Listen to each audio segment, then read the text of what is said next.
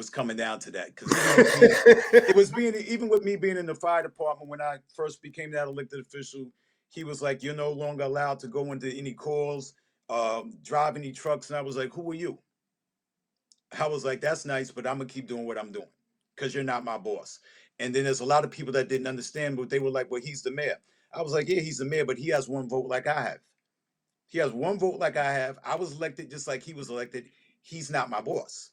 He's just the mayor. He's a CEO of the village. You have to give him that. But no, he's not my boss." I was like, "You know who my boss is? You, the constituent that voted for me or didn't vote for me. You are my boss. I answer to you." Message.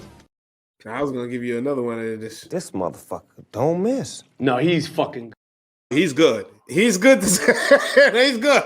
I've heard talk to a couple politicians. You're good. But that is the problem right there with itself. We touched on it earlier, right? It's like you're doing the things for the right reasons. You're doing all that. There's no attribution. You're really just taking a bet on yourself and saying, hey, if I touch the people, then the people are gonna vibe with me and they're gonna vote for me, and I'm gonna make the changes happen that are necessary. But there's already backdoor meetings that are occurring. So you can do all that work technically and still not have the outcome that you desire. And that's the hard part. It happened with me when I ran. I didn't get the outcome that I wanted, and I know why. I'm not going to go that deep into it, but I know why. At that time, I also didn't have the financial backing to go to fight it in court because you're talking about just the start of maybe a good $10,000 to lay out for my attorney to go back and fight this for months in court where I didn't have that money. And he was like, "Kev, once you run again, we'll come back to fight another day. I know what I have to do." So certain things you got to let go, but you just keep that in your head. Moving forward, you know what to do. You move different. That's right too. Yeah, Shit. I just, once again, right, understanding that you are doing a thing. And this thing is, once again, giving of yourself, right? Let's talk about your mental state, right? Because people don't often talk about that. Guess what? There's a fund for 9/11 for people that get sick. So we're talking physical illnesses, cancer, and all the other, things that those carcinogens caused, right?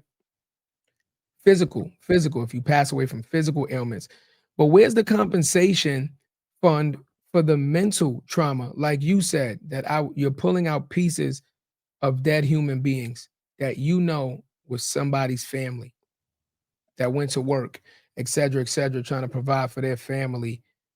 And this is what you're doing, right? Like you said, with the slack and the rope and the hole, right? Mental trauma. You got over it, you went back, but it's still trauma. Where's the fund for that, right? So a lot of the times we're focusing too much here on the physical, but we're not thinking about the mental. The mental is everything.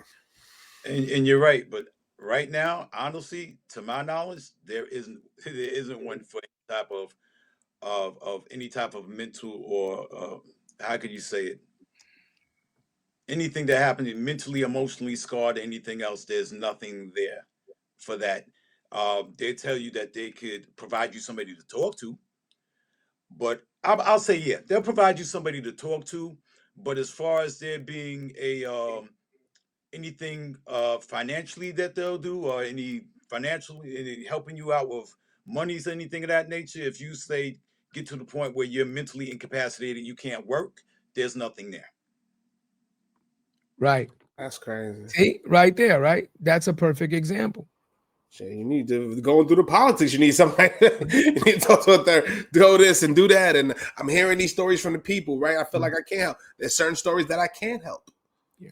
How does that affect you, right? Like it's all of those things, right? Certain things like I don't got the plug for that. I really don't know who does that. Well, my thing is, if there's something that I myself cannot do or cannot facilitate, I will always go out of my way to find out who can. And I'm relentless like that. I will go and I will make the phone calls to whatever senator, legislator, whoever I need to talk to find out who can help to facilitate this person's needs, because I give it back to them. I'm like, listen, these are your constituents too. And I'm like, I'm not doing this where you have to even mention my name. Just do what you need to do for them. I don't care if you don't mention my name. I'm not looking for an attaboy. My thing is take care of the residents, the constituent, and give them what it is that they need. Help them out. Again, you don't have to mention my name. You don't have to say nothing about Kevin came up here and made this call on your behalf. Just help these people out. I got a question for you. Do you think that people nowadays are in the political fog of understanding what's going on based on the fact that in educational systems there is no class or studies on politics in almost any stage of your educational system until you get to college? I don't know elementaries that teach politics unless you go to now these newer satellite schools that might say politics and government, etc., where you can focus in on that.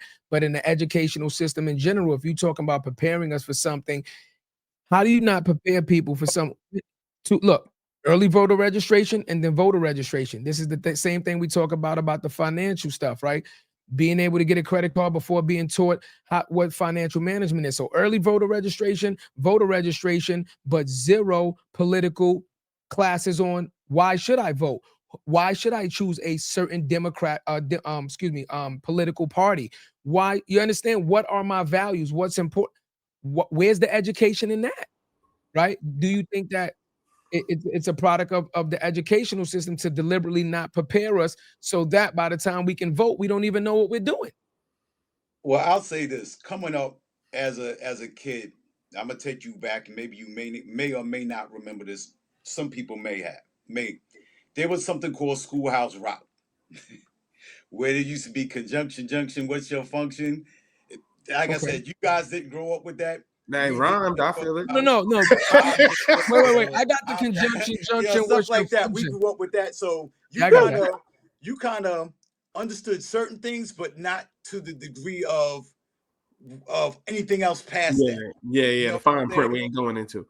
Unless you go to college and then you're taking political science courses because you're looking to get into that.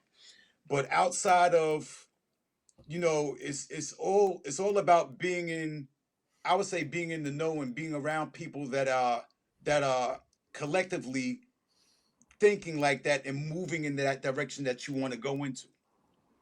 And sometime even getting into those circles, it's not easy to get into those circles in a political realm because not everybody's going to let you in. They'll Makes use sense. you for what they want to use you for, or they'll let you in to say, okay, we need you to go out here and door knock and get these signatures, collect these signatures for us, and then that's as far as you go. They'll say, then they may have it where some people, if they go out there and get a certain amount of signatures faithfully all the time, if something comes up where this person can get a job, they may get a job. Whether it may be part-time or full-time, they'll help them to get a job and facilitate, but everybody doesn't get that. Yeah, facts. You know?